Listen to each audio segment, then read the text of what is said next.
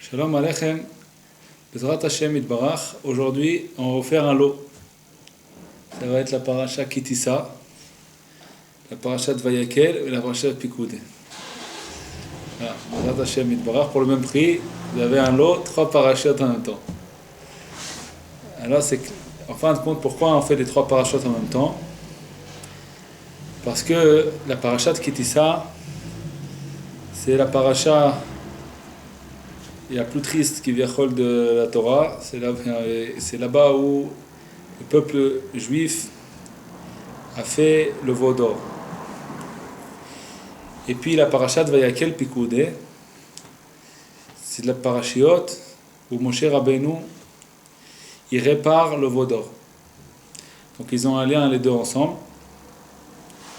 Et puis on va apprendre dans la paracha de Kitissa comment le peuple juif il est tombé dans le veau d'or. Qu'est-ce que le Yetzer Hara a fait pour faire tomber les juifs dans le veau d'or. Et puis dans la paracha de Vayakel Pikoudé, on va voir comment Moshe Rabbeinu il a réparé le veau d'or. Comment il a fait pour faire sortir le peuple juif de ce qu'ils sont tombés. Et puis de là on va apprendre chacun de nous ce qu'on doit faire pour réparer. Chacun on doit se réparer. On doit, puisque tout ce qu'on souffre jusqu'aujourd'hui, il y a marqué dans les Chachamim nous disent que tout ce que le peuple juif souffre au fur et à mesure du temps qui passe, qui est dans toutes les générations, à chaque fois, il y a un petit peu un remboursement de la dette qu'on doit de la faute du veau d'or. Parce que quand on a fait le veau d'or, Akadosh Baruch Hu a décidé de nous détruire. Et Moshe Rabbeinu, il n'a pas laissé Akadosh Baruch Hu faire. Il a prié devant Hashem Itbarach. Il a demandé que Hashem Itbarach il nous pardonne. Alors Hashem il a décidé de nous diviser notre dette. À la place de nous exterminer d'un coup, il va nous faire payer ça de génération en génération. Et à chaque fois qu'il y a une perte des âmes juives, qu'il y a des décrets, des mauvais décrets sur nous et des choses comme ça, c'est en fin de compte pour rembourser le veau d'or. Ce qu'on devait être exterminé d'un coup, c'est comme quand quelqu'un il doit à son ami par exemple 10 millions de shekels et puis son ami il voit qu'aussi il va lui prendre tout de suite ces 10 millions de shekels. Il va devoir fermer son usine et tout, il va plus rien rester de lui, il va devenir pauvre. Il va dire écoute, je fais ça à chesed avec toi, je fais un chesed. Ne me rends pas les 10 millions de shekels tout de suite. Paye-moi tous les mois 2000 shekels jusqu'à que tu finis tous les 10 millions de shekels. Je t'attends combien de temps que ça prend, combien de générations que ça prend. Tu me payes tes 2000 shekels par mois jusqu'à que tu me rembourses tous les 10 millions que tu me dois. Et c'est comme ça qu'Akadosh Baruch Hu a fait avec nous. Malgré ça, Akadosh Baruch Hu il ne se fait pas rembourser. Seulement si nous on continue et on tient dans nos mains les actions, les actes de nos pères. C'est comme c'est marqué dans le Sefer Amidot. Et c'est marqué dans le Sefer Amidot Banim. Banim, c'est les enfants. Je crois que c'est 26 ou 36. J'ai vu ça tout à l'heure. Tout à l'heure, j'ai vu ça. Il y a marqué là-bas que Akadosh Baruch Hu ne se fait pas payer des enfants. Okay? Seulement si eux ils continuent, ils tiennent les actions de leur père dans leurs mains. C'est-à-dire si on continue à faire le veau d'or, Akadosh Baruch Hu il se fait rembourser de nous. Si on arrête le veau d'or, si on ne fait pas le veau d'or, Akadosh Baruch Hu il se fait pas rembourser. Akadosh Baruch Hu il peut aussi dire écoutez-moi, je veux pas me faire rembourser. Il peut. Akadosh Baruch Hu rien ne peut lui dire fais quoi faire ou quoi pas faire. Si Akadosh Baruch Hu il décide de nous abandonner la dette, il peut faire ce qu'il veut. Mais comme nous on continue à faire le veau d'or, Chaz v'Shalom, si on continue de faire le veau d'or et on va voir qu'est-ce que ça nous concerne à chacun de nous le veau d'or. Si on continue à faire le veau d'or, alors on continue. Alors Akadosh Baruch Hu il se fait payer de nous de génération jusqu'à qu'on va arrêter de faire le veau d'or et qu'on va redevenir au niveau qu'on était avant le veau d'or. Parce qu'il faut savoir que le peuple juif, quand ils sont arrivés au mont Sinaï, ils sont arrivés à un niveau qu'ils étaient comme Adam Arishon, avant la faute, avant d'avoir fauté, d'avoir mangé de l'arbre, il avait un niveau extrême Et après, le peuple juif, avant la faute du veau d'or, ils étaient à ce niveau-là. Et le Yetzer Hara, il les a fait tomber. Et après, on est tombé encore une fois dans la galoute. Et là, tout ce temps-là qu'on passe, c'est pour réparer le veau d'or et être apte à recevoir de nouveau le niveau qu'on avait avant. Et puis, arriver au Tikkun Shalem. C'est sûr qu'il faut savoir qu'on ne pouvait pas, on était Kiviachol, le peuple juif, il y a marqué dans les Chachamim qu'ils étaient obligés de tomber dans la faute du veau d'or, puisqu'ils sont l'Oraouim Ayou Israël, la Vodeta Egel. Ils n'étaient pas aptes à fauter dans le veau d'or, mais seulement pour faire montrer aux rabbim la Teshuvah, pour montrer que c'est possible, même un peuple entier qui a fauté, il peut faire Teshuvah, il a une Teshuvah. Donc, le Bémet, on ne pouvait pas atteindre, puisque avant le veau d'or, on devait atteindre le 50e porte de la Kedusha, parce que on était pendant les 49e jours du Homer, on est sorti à chaque fois d'une porte de la Touma, on est rentré dans une porte de la Kedusha, 49 jours, et au 50e jour, on devait atteindre la 50e porte de la Kedusha, mais on ne pouvait pas y arriver. Pourquoi ? Parce que en Égypte, on a atteint la 49e porte de la Touma, et on n'est pas rentré dans la 50e. Si on rentrait dans la 50e, on ne pouvait plus sortir d'Égypte. Kadosh Baruch Hu nous a fait sortir avant. Et nous, on a une règle chez Rabbeinu qu'on ne peut pas monter avant de descendre. Donc, comme on n'est pas descendu dans la 50e porte de la Touma, on ne peut pas atteindre la 50e porte de la Kedusha. Donc, on n'a pas pu atteindre le 50e porte de la Kedusha, on était obligé de tomber. Après l'avoir reçu la Torah, aujourd'hui, on est en dessous des 50e portes de la Touma. Mais comme on a la Torah, malgré qu'on est en dessous de la 50e porte de la Touma, on a une tikva. On a une tikva, on va pouvoir sortir, puisque la Torah elle va nous protéger dans la Touma, et elle va nous faire sortir de la Touma. Puisqu'on a aujourd'hui la Torah, on a la Torah de Moshe Rabbeinu, on a la Torah de Rabbi Shimon Bar Yochai, on a la Torah du Hari Akadosh, on a la Torah du Baal Shem Tov, on a la Torah de Rabbeinu Akadosh. Maintenant, on a des armes, on a des ustensiles, comment faire pour pouvoir revenir Bezat Hashem à la Kedusha, malgré qu'on est tombé en dessous, on va pouvoir lutter et revenir à la Kedusha, et pas comme quand on était en Égypte, qu'on n'avait pas encore reçu la Torah, on ne pouvait pas. Si on tombait à la 50e porte de la Touma, on ne pouvait plus sortir de là-bas. Alors Hachem nous a fait sortir avant de tomber là-bas, mais on n'a pas pu quand même rester, on a été obligé de tomber Kiviachol dans la faute du Hegel, parce qu'on ne pouvait pas monter jusqu'à la 50e porte de la Touma. Comme ça, c'est qu'on explique, c'est pour savoir, c'est entre parenthèses. On continue, Bezat Hashem. On va apprendre maintenant la parashat Kitissa nous apprend le Hegel. Le Hegel, c'est quoi en fin de compte? C'est le veau d'or. Hegel en hébreu, c'est un veau. Hegel Hazahav, veau d'or. Okay? Veau d'or, c'est Hegel Hazahav. Comment il est arrivé? Comment on est tombé dans le veau d'or? Comment on est tombé dans le veau d'or? Il y a plein d'explications. Bezat Hashem Itbarach, on est obligé de résumer et prendre une explication qui est très importante, pour qu'on puisse, Bezat Hashem, de là apprendre comment faire pour ne pas retomber dans le veau d'or encore une fois. Alors, qu'est-ce qu'on va apprendre? On va apprendre cette chose-là. Qu'il y a deux klipotes. Rabbeinu nous dit, c'est marqué, je crois que c'est marqué dans le Chaim Moharan, peut-être que c'est marqué autre part, je n'ai pas la mémoire exactement où c'est marqué, mais en tout cas, on sait de Rabbeinu qu'il y a deux klipotes, c'est-à-dire écorces, on va dire deux touma, deux forces du mal, qui vont se renforcer avant la venue du Mashiach. C'est quoi ces deux forces du mal-là? Un, ça s'appelle les kfirot. Les kfirot, on appelle ça, on traduit ça, comment on traduit ça en français? Comment il traduit ça en français? J'ai oublié. Okay. Bon, j'ai oublié. En tout cas, les kfirot, ça veut dire un manque de croyance. C'est ça, en fin de compte. C'est quoi une kfira? C'est quand on est kofir, on ne croit pas. Moi, je te dis,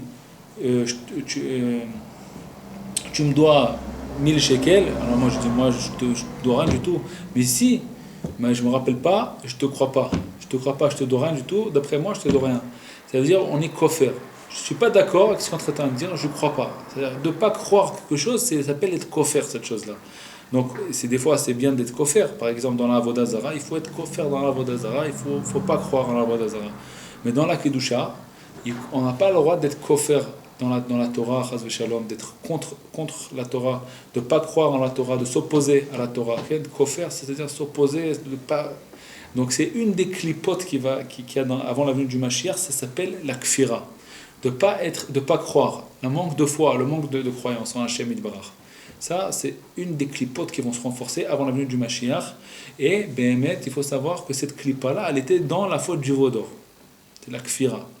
Okay? Et c'est pour ça que ça se renforce maintenant, parce qu'on est en train de réparer au fur et à mesure du temps la faute du Vaudor. Il faut la réparer. Donc là, qu'est-ce qu'il y avait dans le Vaudor? Il y avait la kfira.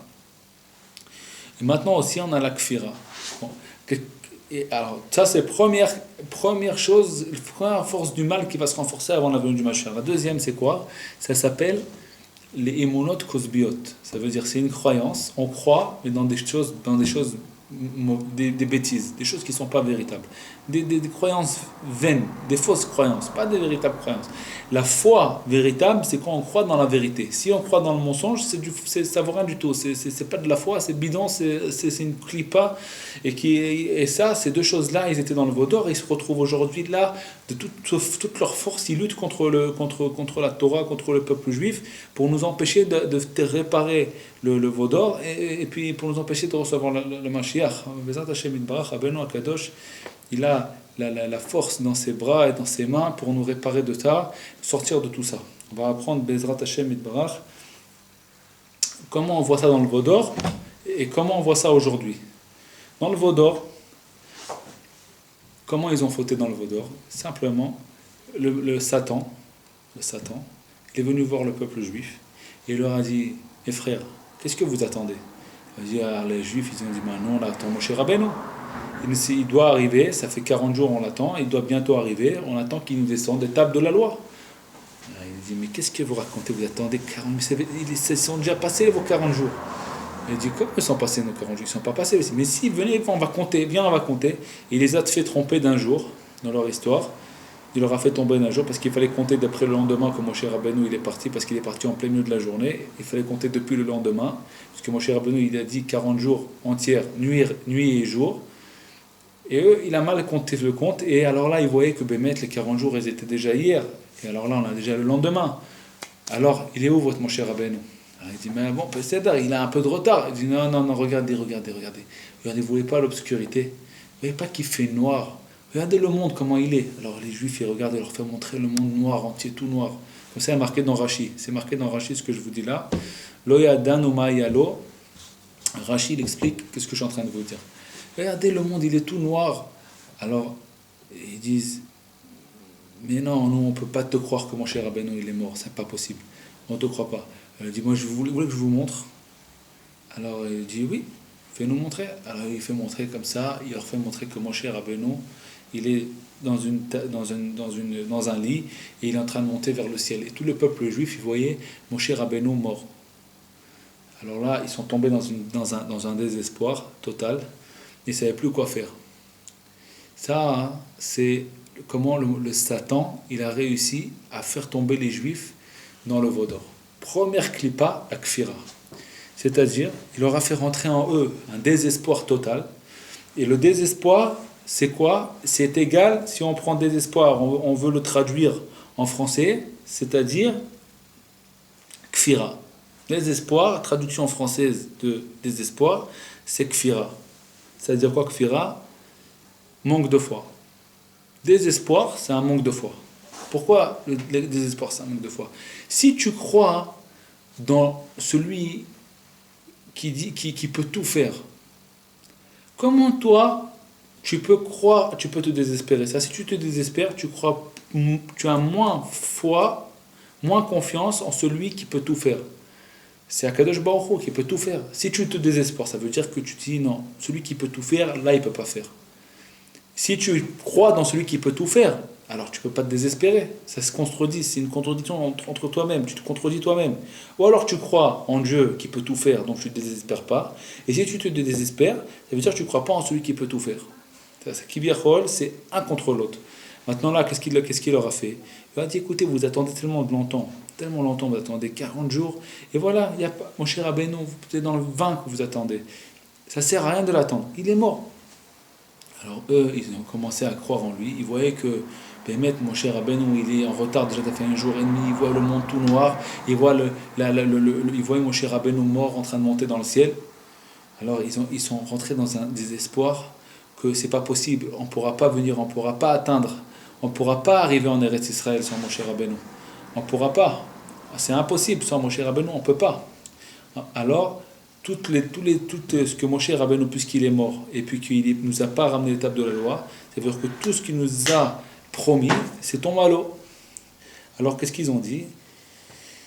Ils ont dit, venez, on se fait une tête, et puis on rentre en Égypte. C'est-à-dire, on va se faire une tête, on va se prendre un dirigeant, et on rentre en Égypte. À cause de quoi? À cause, première clipa, c'est le désespoir. Ils se sont désespérés de Moshe Rabbeinu et de ses promesses. Et la même chose aujourd'hui, Rabbeinu Akadosh, c'est Mamash Neshmat Moshe Rabbeinu. C'est Mamash, Bezat Hashem. Après ça, tout à l'heure, je vous expliquerai ce que je suis en train de dire. Il nous promet qu'il va nous faire le tikkun à chaque juif qui vient chez lui. Maintenant, chaque juif qui vient chez lui, il faut qu'il sache que ce tikkun-là, il va être refait. Maintenant, lui, il attend.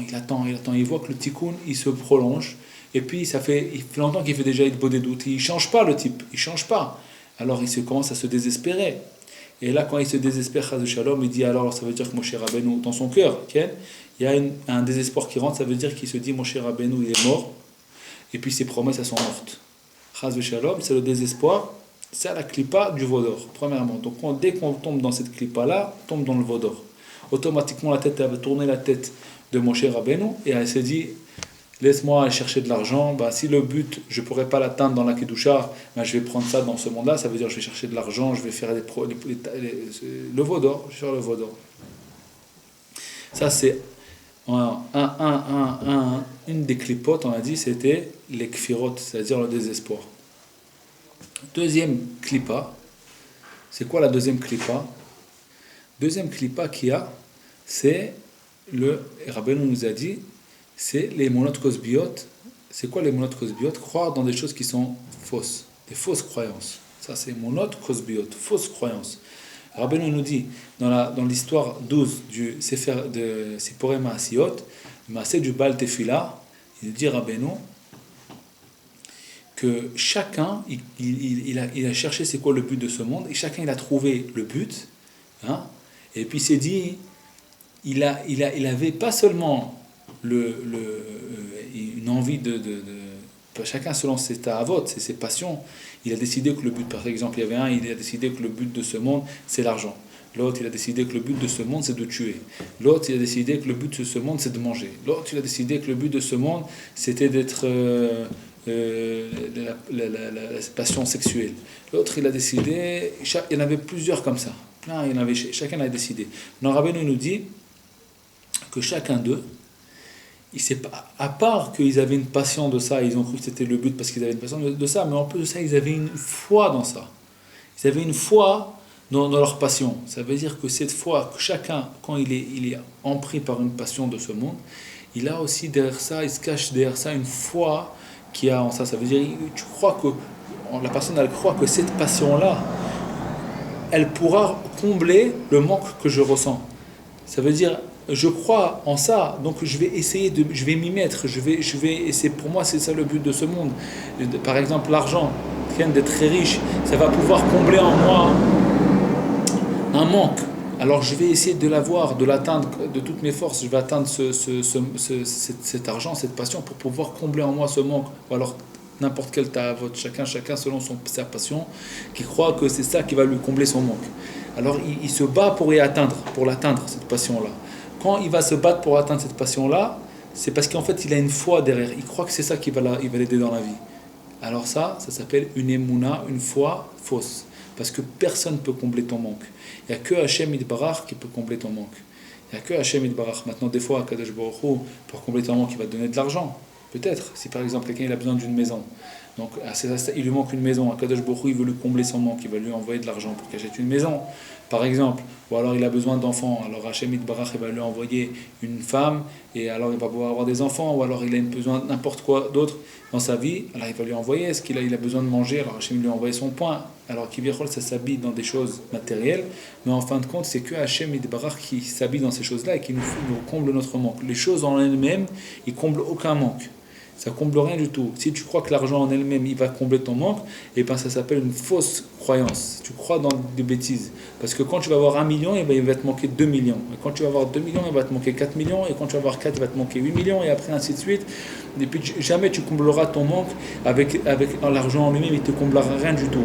Maintenant, si Hachem il décide de combler ton manque, il va te donner en toi la véritable richesse. Tu vas commencer à être content de ta part. Alors même quand tu vas avoir ta paye de 10 000 shekels, par exemple, ça va combler ton manque. Tu vas être content, tu vas être heureux. Parce que Akadosh Baruch Hu, tu vas demander de lui ta parnassa, et c'est lui qui te comble ton manque. Il te donne ce que tu as besoin. Et en plus de ça, il te donne avec, il t'apaise. Il t'apaise. Akadosh Baruch Hu, c'est lui qui te comble.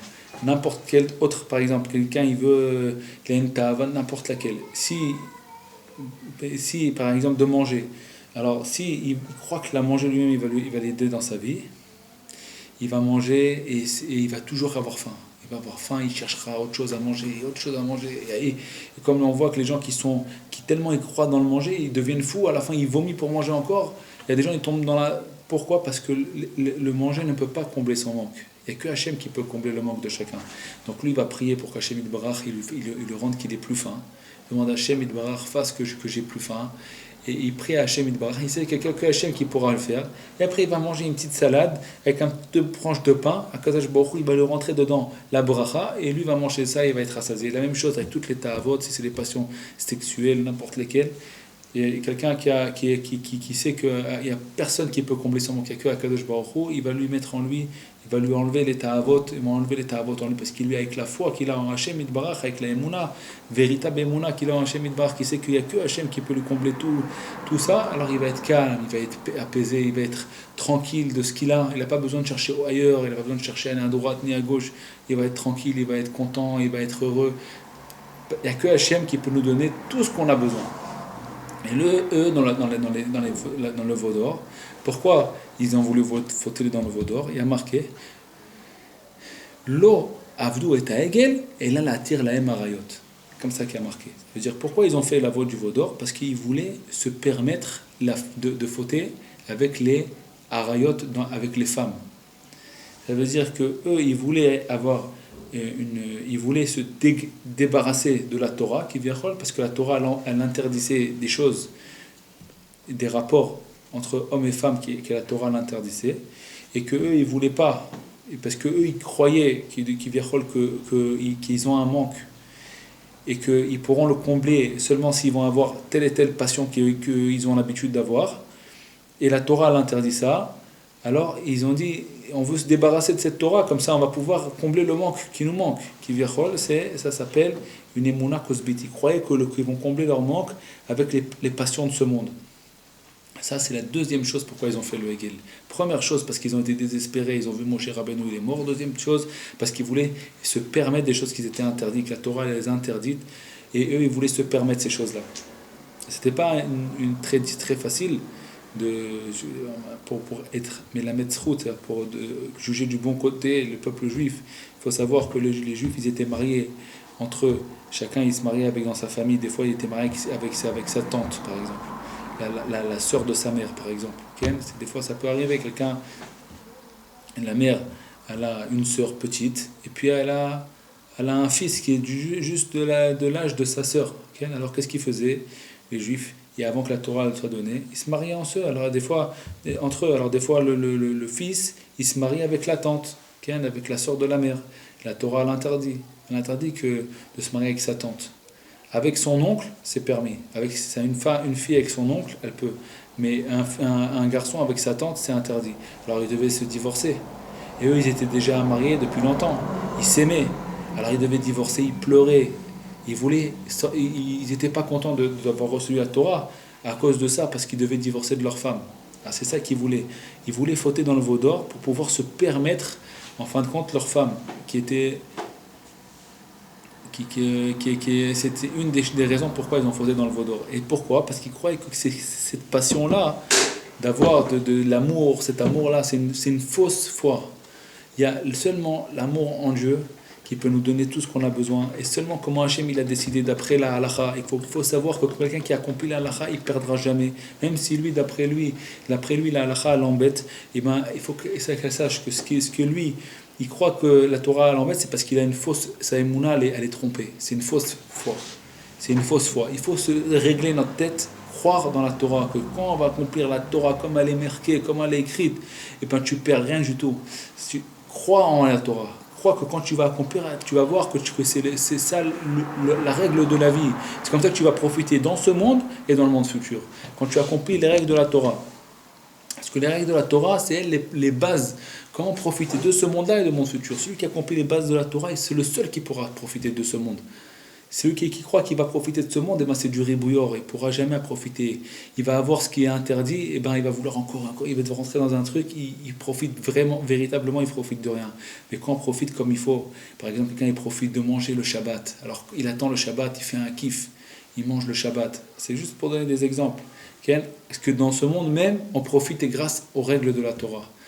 Toute chose, quand la personne se met les barrières de la Torah devant lui, eh ben, il va commencer à profiter de la vie. Et il faut qu'il ait confiance en ça. Parce que des fois, la personne, on est très têtu, nous. Alors on croit qu'on est en train de perdre. Alors toute notre vie, on vit un calvaire. Les gens qui vivent un calvaire, parce qu'ils croient qu'ils peuvent profiter autrement, et ils n'ont pas assez jeté leur cerveau devant la Torah. Alors ils croient qu'ils sont en train de perdre. Mais en vérité, quand quelqu'un jette sa tête devant la Torah et dit c'est ça que tu veux Hachem, même si je ne comprends pas, mais je jette ma tête. Moi, c'est ça que tu veux, c'est ça que tu veux que je fasse, mais je le fais. Moi d'après mon cerveau complètement désordonné, ça c'est un super kiff de faire ça. Mais toi, tu as décidé autrement, et ben moi, ça, je le prends, je le jette, ça ne m'appartient pas. Parce que moi, je vais d'après ce que toi, tu as décidé. Ce que toi, tu as décidé, c'est bien pour moi. Tu as décidé pour moi, c'est pour moi que tu as décidé ça, Hachem Yitbarach. Si tu m'as dit que c'est comme ça qu'il faut se comporter, ben je le fais. Ça, c'est très important de savoir. Avoir la foi en Dieu, la foi en notre Père. Quand quelqu'un il a un petit enfant, s'il a la foi en son Père, il va gagner dans sa vie. Il va réussir dans sa vie parce que son père il veut que son bien. Quand il dit fais comme ça mon fils, c'est comme ça mon fils. Alors lui le petit au début il dit mais qu'est-ce qu'il comprend lui? Après il comprend que son père il avait raison. Parce qu'il a quand même au moins 20 ans ou 30 ans d'expérience plus que lui. Alors il sait exactement ce qu'il est en train de lui dire, il ne dit pas des bêtises. Mais à plus forte raison, Akadosh Baruch Hu, qui a vu tout depuis le début de la création, quand il a créé le monde, déjà il a vu ce qui allait se passer, déjà après le Mashiach, encore 4000 ans, 10 000 ans, 5000 ans, 1 milliard d'années après la venue du Mashiach, Akadosh Baruch Hu, il sait tout ce qui va se passer. Donc, quand Akadosh Baruch Hu nous donne une ordonnance de la vie, et c'est exactement ce qui est bon pour nous, et comment on doit le faire, même si des fois ça fait mal, il faut savoir que des fois faire du mal, c'est pour faire du bien. Très simple. Quelqu'un on lui dit, mon frère, va déraciner ta dent là parce qu'elle va pourrir tous les autres qui sont à côté. Alors lui il se dit, qu'est-ce que tu me racontes? Alors ici il fait pas ça, il est bête. Parce que si lui tu lui dis, tu sais, cette dent là elle a un problème, elle a une carie là-bas, elle est en train de toutes les racines à côté, elle est en train de les pourrir. Alors va déraciner ta dent. Alors lui il se dit, mais non, mais ça fait mal et tout, déraciner une dent. Et s'il ne le fait pas, après il va avoir 3 fois plus mal. Parce que les 2 dents d'à côté, ils vont pourrir aussi. Alors, quand Akadosh Baruch Hu nous dit des choses, même si ça fait mal, il faut savoir que c'est pour notre bien et on doit nous jeter notre cerveau. Ça, c'est la véritable foi. Croire dans la vérité. Construire notre cerveau d'après les règles de la Torah. Et eux, dans le veau d'or, qu'est-ce qu'ils ont décidé de faire? Ils ont décidé, écoute, les règles de la Torah, elles nous embêtent.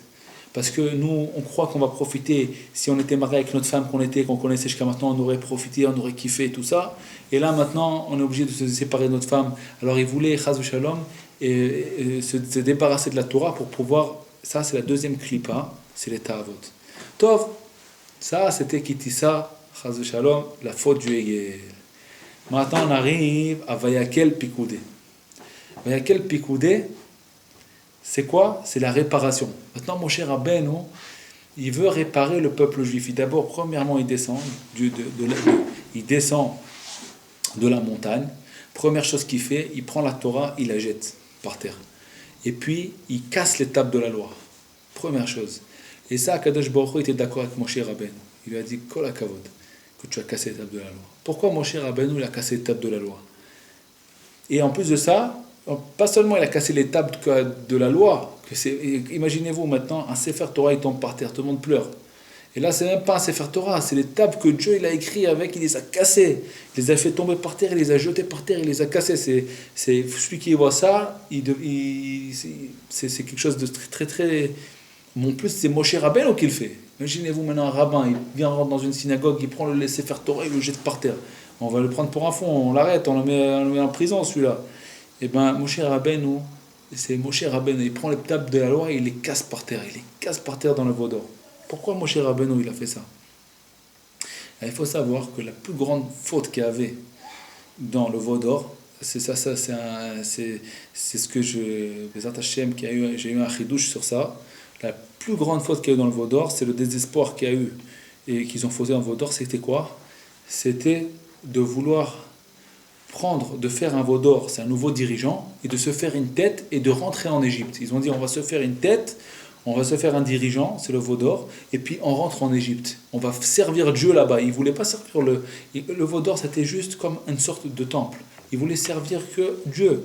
Mais on n'a pas besoin d'aller à Yerushalayim. On n'a pas besoin d'aller au Beth Amikdash. On n'a pas besoin d'aller en Eretz Israël. On n'a pas besoin de toutes ces guerres-là. Venez, on rentre, nous on a l'habitude. Les Égyptiens, on rentre là-bas, c'est nos copains les Égyptiens, on rentre, on revient là-bas, on revive là-bas, et puis là-bas on va servir Dieu. Qu'est-ce qu'on a besoin d'aller faire des guerres maintenant et tout ça? C'est pas facile de faire des guerres et tout. Venez, on rentre en Égypte. Ça, c'était la plus grande faute qu'il y avait. Quand Moshe Rabbeinu, il a vu qu'eux, ils rentrent en Égypte avec leur... Ils ont abandonné l'Eretz Israël, ils ont abandonné Yerushalayim, ils ont fait le veau d'or, et ils veulent rentrer ils veulent abandonner le Beth Mikdash, et ils veulent rentrer en Égypte. Moshe Rabbeinu a cassé les tables de la loi. Pourquoi? Parce que la Torah, elle est bonne que à Yerushalayim, elle est bonne que dans le Beth Amikdash. C'est-à-dire que on n'a pas le Beth Amikdash, on n'a pas Yerushalayim, on n'a pas Eretz Israël, dans notre cœur, c'est ça qui est dans notre cœur, on n'a pas la Torah. D'où c'est marqué ce que je vous dis? C'est marqué. Il y a marqué Ki mitzion tetze Torah ou dvar Hashem Yerushalayim. De Tzion, c'est Yerushalayim. C'est un quartier de Yerushalayim, c'est Tzion. C'est où David Amelech il est enterré. Ça s'appelle Ir Tzion, c'est Yerushalayim. Ki mitzion tetze Torah ou dvar Hashem, la parole de Dieu.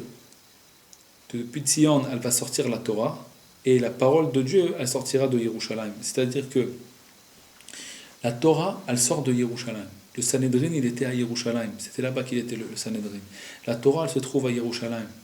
On ne peut pas prendre la Torah et puis décider de la faire dans un autre endroit que Yerushalayim, que le Beth Amikdash.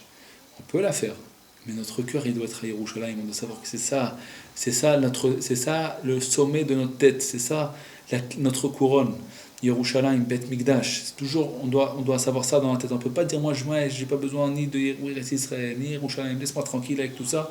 Moi, j'habite là, ici, c'est ça, pour moi, c'est ça le Beth Mikdash, c'est ça, je fais des korbanot ici, je fais des sacrifices ici, moi, je vis ici, et Dieu, il est partout de toute façon, je n'ai pas besoin de Yerushalayim. C'est faux. On ne peut pas, impossible, de s'approcher de Dieu, s'attacher avec Hachem sans Yerushalayim. Nous on le voit, c'est marqué dans le Shulchan Aruch.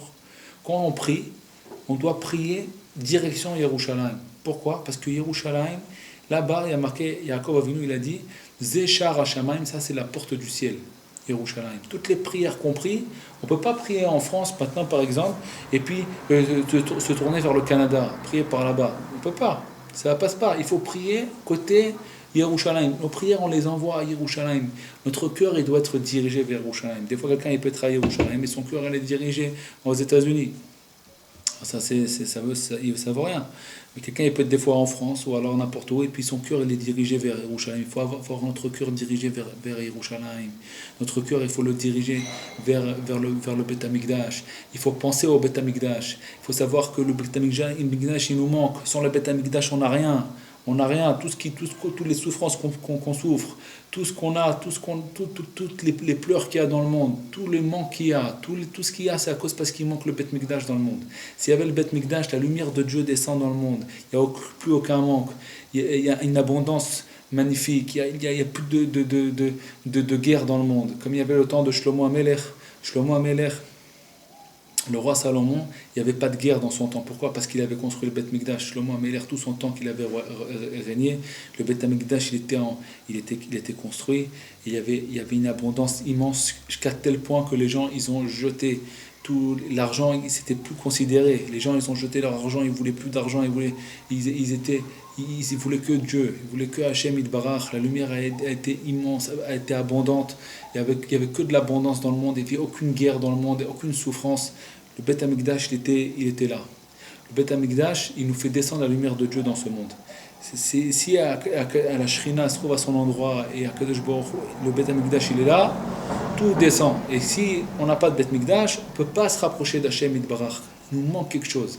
Pourquoi? Parce que le Beth Mikdash, c'est le cœur du peuple juif. Si on n'a pas de cœur, si quelqu'un, un homme, il n'a pas de cœur, il ne peut pas vivre.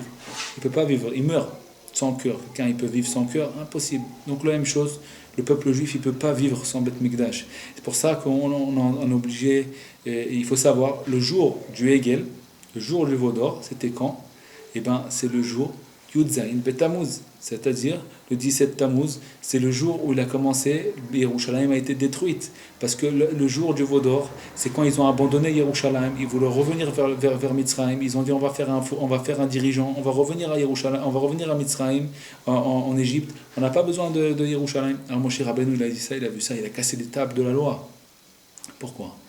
La table de la loi a marqué Imashkachech Yerushalayim. Si je t'oublie Yerushalayim, Tishkach Yemini, que j'oublie ma droite. C'est quoi la droite?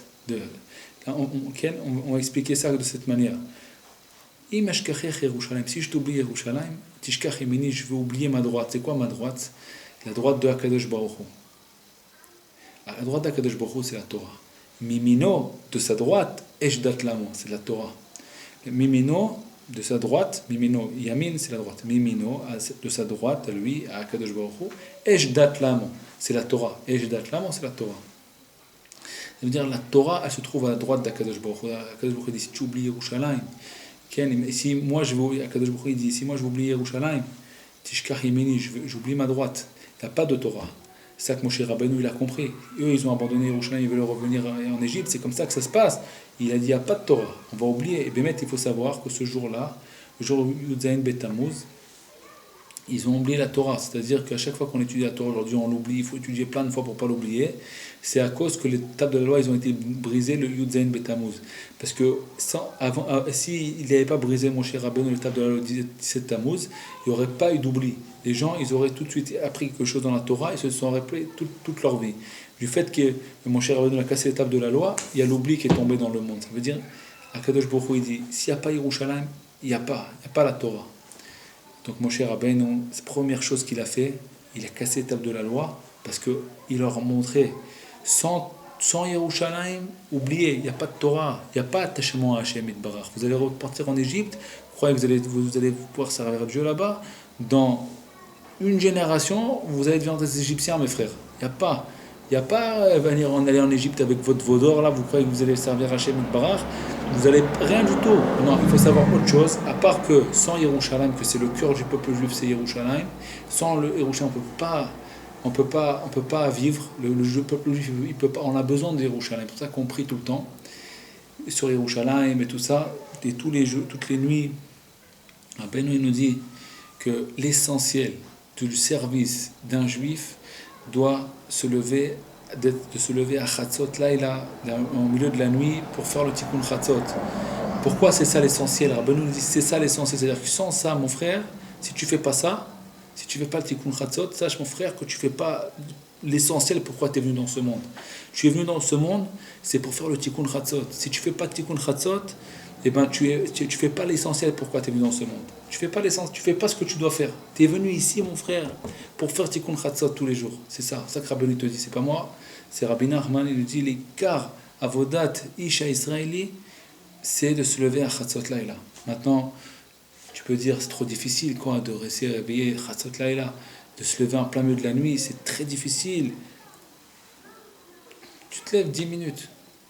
Tu te lèves un quart d'heure si tu peux pas te lever plus. Rabbeinu, il voulait qu'on se lève au moins 2 heures, les 2 heures de Chatzot. Mais tu peux pas. Rabbeinu, il ne nous a pas demandé de se lever à Chatzot. Lève-toi à Chatzot. Fais ton Tikkun Chatzot. Ça prend 10 minutes, ça prend un quart d'heure. Et tu vas te recoucher après.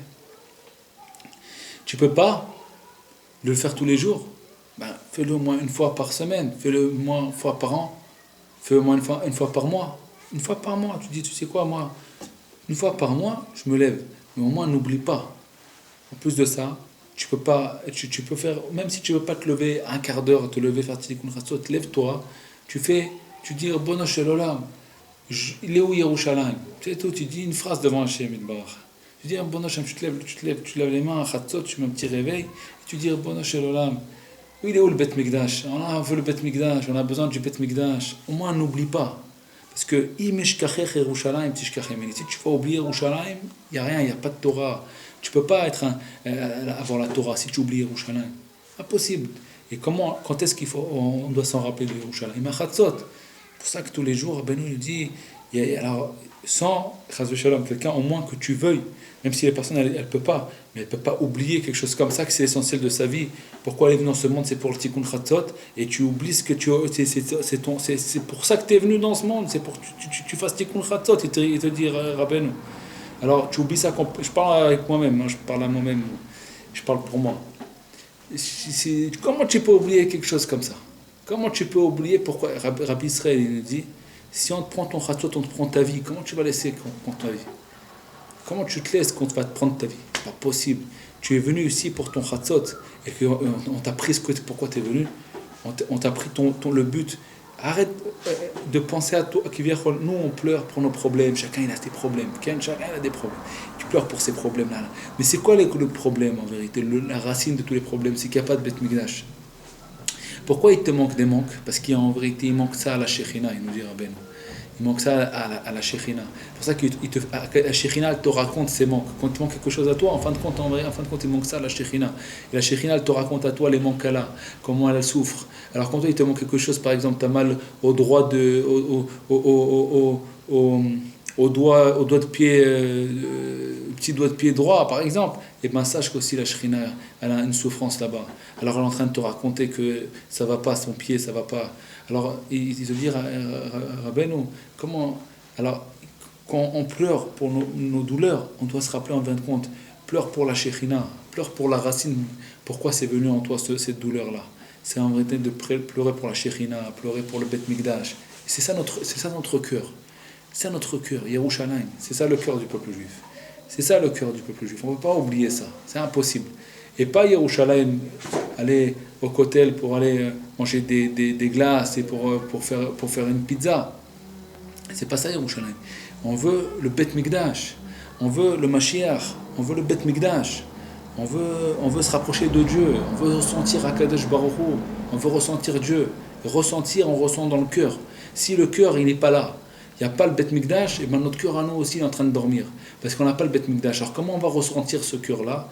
Quand on va s'attacher, au moins dans notre cœur, au Bet Mikdash, même s'il n'est pas là, on ne le voit pas dans nos yeux, mais au moins il est dans notre cœur, le Bet Mikdash. Alors Akadosh Baruch Hu, il se trouve dans notre cœur. Nous, on ne peut pas séparer notre tête du Bet Mikdash. C'est ça le but du monde. C'est ça le but du monde, qui est le Bet Mikdash, qui est Akadosh Baruch Hu, il soit dans ce monde-là, qu'il a une maison dans ce monde.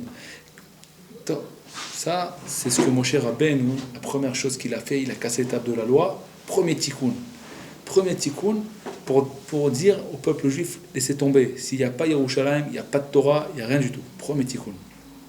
Maintenant, deuxième tikkun, il y a 3 tikkun.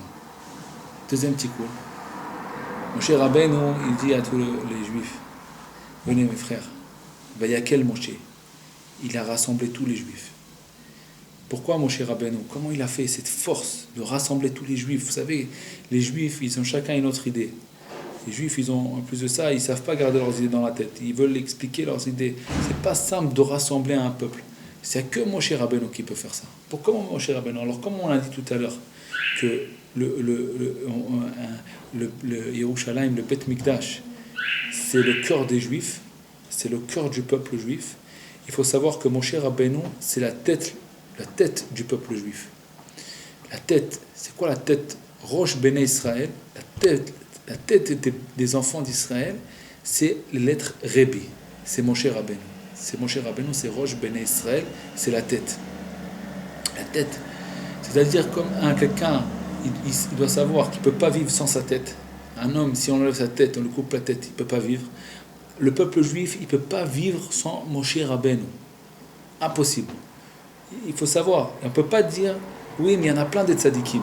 On a besoin de Moshe Rabbeinu. On ne peut pas sans Moshe Rabbeinu. C'est impossible un autre tzadik. Impossible. On ne peut pas prendre un autre.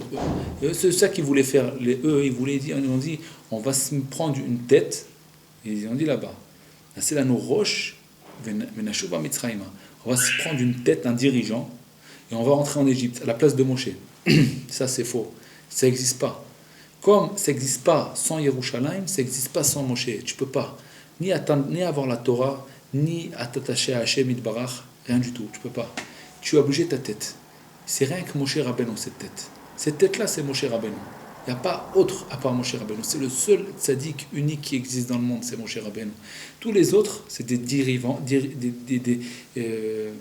ça veut dire, c'est des comme un arbre. Il a des branches, et puis il a des feuilles. Alors des fois, il y a besoin le Moshe Rabbeinu, il a plein de branches, il a des feuilles, tout ça. Mais tout c'est Moshe Rabbeinu. Tout c'est la tête c'est où c'est marqué que je vous dis ça. C'est pas moi qui le dis, c'est Rashi qui dit. Où c'est marqué, Rashi il dit Yochevet, une femme qui avait dans son ventre 600 000 personnes. C'était qui? Yochevet. Quand Yochevet elle avait Moshe Rabbeinu dans son ventre, elle avait 600 000 personnes. Parce que Moshe Rabbeinu, c'est 600 000 âmes juives. Ils sont, et que nous, il est en nous, Moshe Rabbeinu. C'est notre tête, c'est notre dirigeant, c'est notre tête. Il est en nous. Rabbeinu, il dit que Moshe Rabbeinu, il est dans chaque membre de nous, il est dedans. Il est là, il est en nous. C'est notre âme. C'est notre âme, le tzaddik, c'est notre âme. C'est lui qui est en train de nous diriger. Il est là. Comme la tête, elle rentre dans chaque membre. La tête, elle envoie des ordres à chaque membre. Comment il bouge mon doigt? C'est la tête qui est renvoyée et qui fait bouger le doigt. La même chose, Moshe Rabbeinu qui fait bouger le peuple juif. Alors nous, on ne peut pas sans Moshe Rabbeinu. Si on prend un autre, on est en train de se séparer de Akadosh Baruch. On est en train de se séparer de Dieu. Chas v'shalom. On ne peut pas, c'est impossible. On a besoin de Yerushalayim et on a besoin de Moshe Rabbeinu et ça va ensemble parce que le tzaddik, il éclaire le Beth Mikdash. Il dit dans la Torah, Rabbeinu dit ça dans la Torah 67. Il dit que le tzaddik, il éclaire le Beth Mikdash. C'est pour ça qu'il s'appelle le Rosh Bait. Moshe, c'est le Rosh. Bait, c'est le Bet Mikdash. Rosh Bait, c'est le Tzadik. Le Tzadik, c'est Rosh Bait. Maintenant, cette Neshama de Moshe, elle vient de génération en génération pour réparer le peuple juif. Et elle ne vient pas toujours de la même manière. Des fois, elle vient juste en hibour. C'est-à-dire, il y a un bon juif qui aime les juifs, qui aime son peuple et qui prie pour eux. Et qui a de la peine pour eux. Quand Moshe Rabbeinu il voit quelqu'un comme ça qui aime les Juifs, alors Moshe Rabbeinu il rentre en lui. Ça s'appelle un hibour. Ça veut dire que c'est pas la neshama de Moshe Rabbeinu. C'est une neshama, un Juif. Et bien Moshe Rabbeinu il rentre en lui de toute sa force. C'est la neshama de Moshe Rabbeinu. Il lui donne des forces immenses pour qu'il puisse prier pour le peuple juif et puis faire des actions, des actes et pour aider les Juifs à se rapprocher d'Hashem Yitbarach. Ça, c'est le hibour de Moshe Rabbeinu. Il y a des fois où c'est mamash la neshama de Moshe qui redescend. Elle ne redescend pas comme elle était. Il y a plusieurs parties dans la neshama. Il y a plusieurs parties. Ok? Il y a eu 5 morceaux de neshama de Moshe Rabbeinu qui sont descendus dans ce monde. C'était Moshe Rabbeinu, Rabbi Shimon Bar Yochai, le Hari HaKadosh, Abba Shem Tov et Rabbi Nachman. Ok? Il faut savoir qu'il y a eu 5 tzadikim comme ça. 5. Pas pour rien que 5, parce que ça, il faut savoir que chaque neshama, elle est décomposée en 5 parties. Peut-être que ça a un rapport. En tout cas, 5 fois, elle est revenue mamash dans ce monde. C'est une autre partie de l'âme qui revient, de l'âme de Moshe Rabbeinu, et qui vient dévoiler de nouveau la Torah. Moshe Rabbeinu nous a donné la Torah, Rabbi Shimon a dévoilé le Zohar, Hari HaKadosh la Kabbalah, qui lui a dévoilé quelque chose de nouveau complètement dans le Zohar, dans la Kabbalah, des choses qui sont complètement nouvelles, que jusqu'à Hari HaKadosh on ne le savait pas. Et après ça, le Baal Shem Tov, il a dévoilé la Chassidut, et Rabbeinu Akadosh, il nous a dévoilé tout ce qu'on sait aujourd'hui, tout ce que chaque personne, n'importe qui est comme moi, par exemple, il peut parler des paroles de Emouna, de trucs, alors qu'on est des abrutis, des gens bêtes, et que Rabbeinu Akadosh, il sait, avec des livres tellement simples, d'une façon tellement, il nous a fait descendre les secrets de la Torah, d'une manière que n'importe quel homme qui sait lire, il peut commencer déjà à atteindre, à avoir un ressentir à Kadosh Baruch Hu un petit peu, avec des conseils comme ça, c'est tellement fort de prier avec Hachem. Il nous apprend à parler avec Dieu, ces choses-là, elles étaient données à des gens très très grands. Et là, Rabbeinu il a ouvert ça à tout le monde, et que chacun il peut parler avec Hachem Yitbarach, il nous a offert ça à tout le monde. Tout le monde, pas simplement parler avec Hachem Yitbarach comme ça, mais aussi on peut déverser notre cœur parce qu'il nous a dévoilé toutes les torotes, et on peut savoir pourquoi ça, on est dans ça, c'est à cause de ça. Alors on peut faire des prières beaucoup plus longues qu'avant. On pourra voir ça Bezat Hachem une autre fois, mais là on va continuer à parler sur le sujet. Ça veut dire que Moshe Rabbeinu, c'est le seul, c'est le Rosh Bait, c'est lui qui peut être maintenant les Akil et Tkulam. Il y a quel Moshe, il a amené tous les Juifs et il leur a dit, il leur a enseigné deux choses. Première chose, il leur a enseigné le Shabbat. Et à quel Moshe, il leur a dit Sheshet Yamim Te'aseh Melacha Uveyom Shevi'i Shabbat. C'est-à-dire 6 jours vous allez faire votre travail, mais le 7e jour c'est Shabbat. Alors il a marqué Sheshet Yamim Te'aseh Melacha. Ça veut dire quoi Te'aseh? Ça ne veut pas dire que tu vas faire. Ta'aseh, ça veut dire que tu vas faire. Mais Te'aseh, ça veut dire elle va être faite. Votre Melacha, c'est-à-dire votre travail, il va être fait. Ces 6 jours, votre travail va être fait, et le 7e jour, ce sera Shabbat. Alors, il nous explique ça, Rabbi Nathan, que Behemet, c'est quoi Shabbat? Shabbat, c'est la Emouna. La Emouna, qu'en vérité, tu fais rien du tout. C'est Akadosh Baruch Hu qui fait tout. Toi, tu fais rien du tout. Te'aseh Melacha, la Melacha va se faire toute seule. Toi, tu amènes ton cœur. Et puis, c'est tout. Akadosh Baruch Hu, il fait tout. C'est très compliqué à comprendre. On ne peut pas expliquer ça en 5 minutes. Mais qu'est-ce qu'on veut dire par là? C'est que Rabbeinu Akadosh, le tzaddik Haemet, Moshe Rabbeinu, il nous apprend la Emouna. C'est comment il nous apprend la Emouna? Il dit, toi, tu fais rien. Toi, tu amènes ton cœur. Qu'est-ce que Rabbeinu nous a dit? Haïkar ou Haratzon. L'essentiel, c'est la volonté. Toi, tu amènes ton cœur. Amène ton cœur. Veux accomplir la Torah. Tu viens, tu veux. Maintenant, tu vas voir que ça marche tout le contraire. Eh bien, c'est pas grave. Parce que comme tu veux accomplir la Torah, c'est ça qu'Akadosh Baruch Hu, il se sert de ça pour finir le travail. Ça veut dire que toi, tu fais pas le travail en vérité.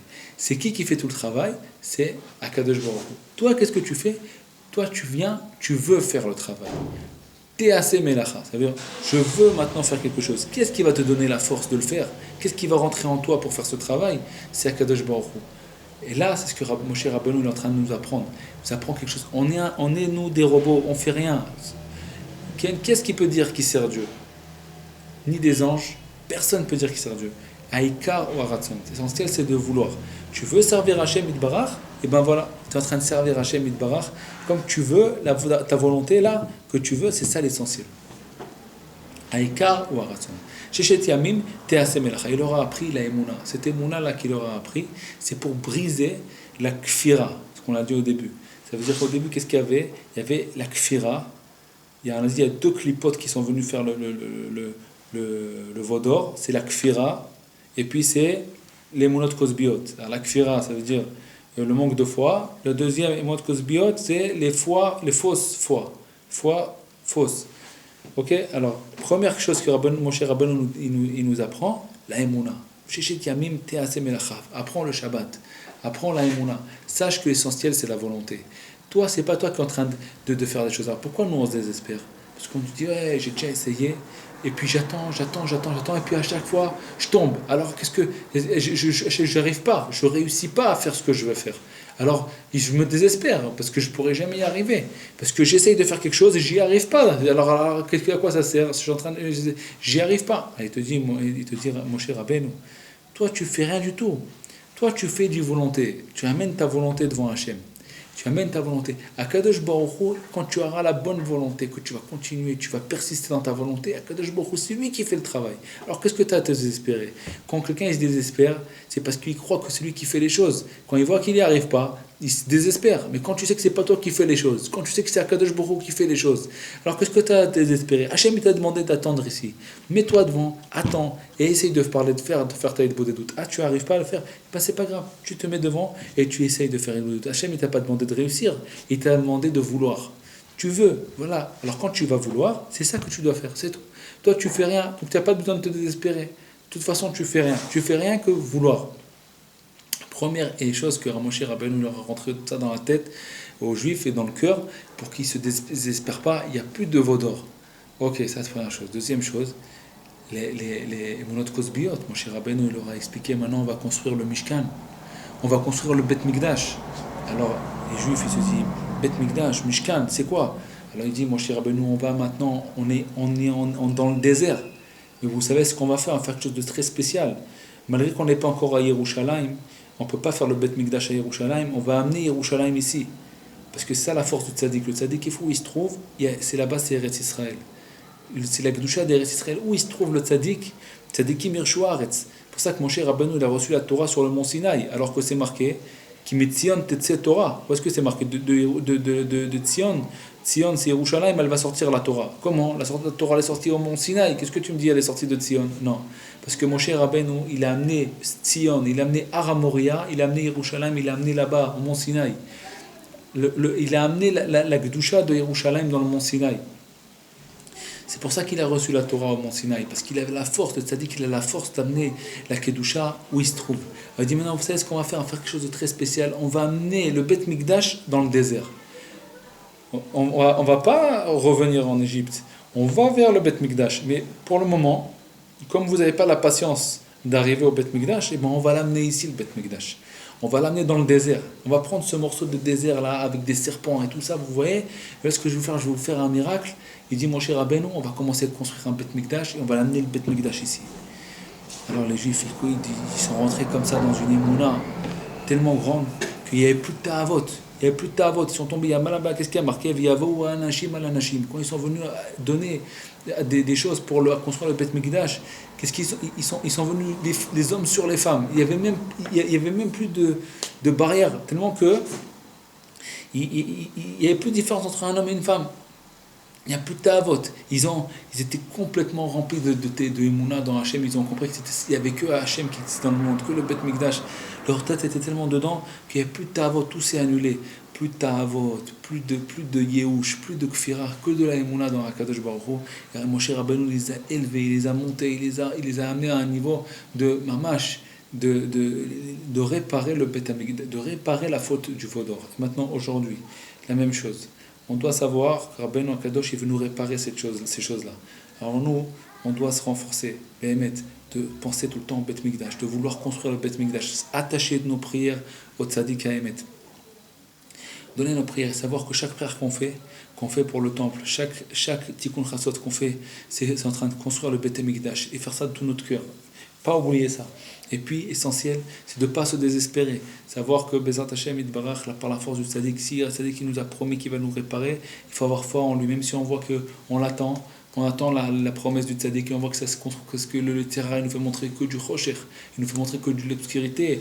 Il n'y a pas, il nous dit, si le tzaddik il n'est plus là, il n'y a pas ces promesses, ça n'existe plus. Chaz v'shalom, Ken, il nous fait rentrer dans notre cœur, chaz v'shalom, comme si tu attends pour rien. Alors nous, on doit savoir, prends ton l'écouté de filote, et puis tu dis de l'écouter de filote, et attends, dis ton écouté de filote, et attends, et redis ton écouté de filote, et attends. L'écouté de filote aujourd'hui, Baruch Hashem, il est en français, avec toutes les Torahs de Rabbeinu, il est en français. C'est un miracle, ça fait des années qu'il devait sortir, il n'est pas sorti, maintenant il est sorti, Baruch Hashem. On est en train de se rapprocher du Mashiach. Et c'est l'écouté de filote là, c'est ça qui va t'amener ta Géoula, c'est ça qui va t'amener ta délivrance. Prends ton écouté de filote, redis du l'écouté de filote, attends et dis de l'écouter de filote, et patience, et donne de la volonté. Parce que l'écouter de filote, on dévoile notre bonne volonté dans la bouche. Donne de la bonne volonté à Hachem, c'est ça qu'Hachem il attend. Hachem il attend rien d'autre, il attend pas des muscles. Et si Akadosh Baruch Hu il attend des muscles, ben il va te les donner. Il va te donner les forces. Toi, tu prends ton écouté de filote et sache que ton écouté de filote, il vient, Rabbi Nathan nous dit que l'écouté de filote, il vient de la 50e porte de la Kedusha. Et c'est ça qu'on doit arriver. C'est ça qu'on doit arriver. Parce qu'on devait atteindre la 50e porte de la Kedusha et on est tombé à cause du veau d'or. Et l'écouté de filote, c'est qu'il est en train de tout nous réparer. Rabbi nous l'a dit, chez qui vous avez reçu un cœur? Chez quel tzaddik qui vous a donné un cœur? Ça n'existe pas, ça. Par contre, dites des tefilot, des prières, et votre cœur, il va venir tout seul. L'écouter de filote, il te répare lui-même. Toi, tu dis juste tes prières. Doucement, doucement, ton cœur, il va s'ouvrir. Doucement, doucement, tu vas pleurer. Tu n'as pas besoin de chercher à pleurer. Tu n'as pas besoin de chercher à... Rien. Rien que tu dis les mots. Tu dis les mots et tu attends. Et tu attends et tu dis les mots. Et puis, tu vois que le temps, il passe, ça veut dire que c'est un bon signe. Tu continues, tu attends et tu fais montrer à Hachem une foi immense que malgré que tu vois que ça ne marche pas, qui viachol, ça ne marche pas, que tu crois que le Yetzirah, il te fait montrer les ténèbres, il te fait montrer le noir, comme si que ça va. Je me suis dit, moi, je suis comme Abraham Avinu. Moi, je jette mon cerveau et je continue mon écouter de filote et j'attends.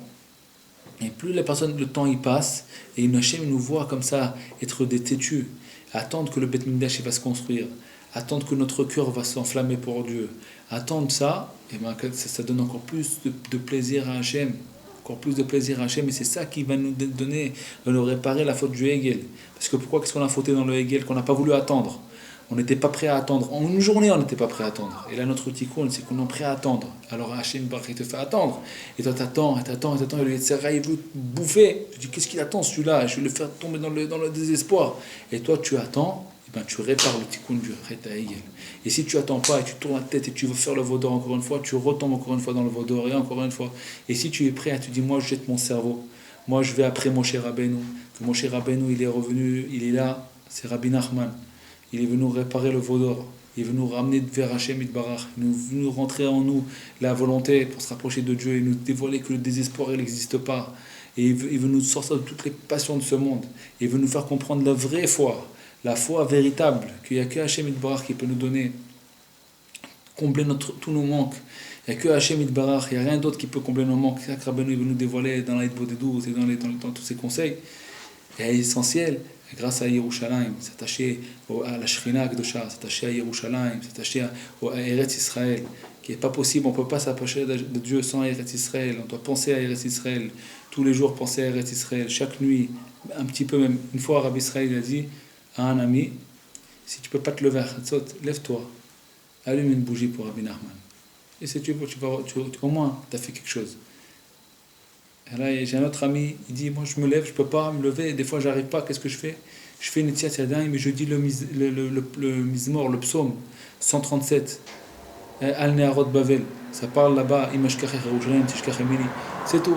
Je me lève, je me lave les mains, je me lave un petit peu la figure comme ça, je dis le Mizmor Al Neharot Bavel et je continue de dormir. Au moins, tu as pensé à Yerushalayim, tu as dit, tu parles de Yerushalayim, tu penses au Beth Mikdash. Il y en a un ami de Tzfat, il me dit, il me dit, moi je peux pas, des fois je peux pas me lever, je ouvre les yeux, je dis, Hachem, fais descendre le Beth Mikdash. Mais, des fois, Kadesh Baruch Hu, il voit un type comme ça. Lui, avec ces mots-là, il fait trembler tous les cieux. On peut pas savoir. Un juif, il dit, Hachem, il dit en plein milieu de la nuit, il se lève, il ouvre les yeux, et comme ça, il voit que c'est Chatzot, il dit, Hachem, fais descendre le Beth Mikdash. C'est Rabbeinu qui peut nous donner une façon de penser comme ça. Personne ne pourra te rentrer dans la tête comme ça des conseils pareils. Que même un petit peu, c'est bien aussi. Même tu ne peux pas te lever Chatzot, tu ne peux pas toutes les nuits te réveiller tout Chatzot. Ben, le type il dit, voilà, Hachem, fais descendre le Beth Mikdash. Qu'est-ce qui peut donner un date comme ça? À besoin d'Hachem Yitbarach, Hachem Yizaki Otano, de se rapprocher de Rabbeinu Akadosh, d'accomplir les conseils de Rabbeinu et de réparer tout, et d'amener le Beth Mikdash, et puis de dévoiler la lumière de Dieu dans le monde entier. Kol Tov.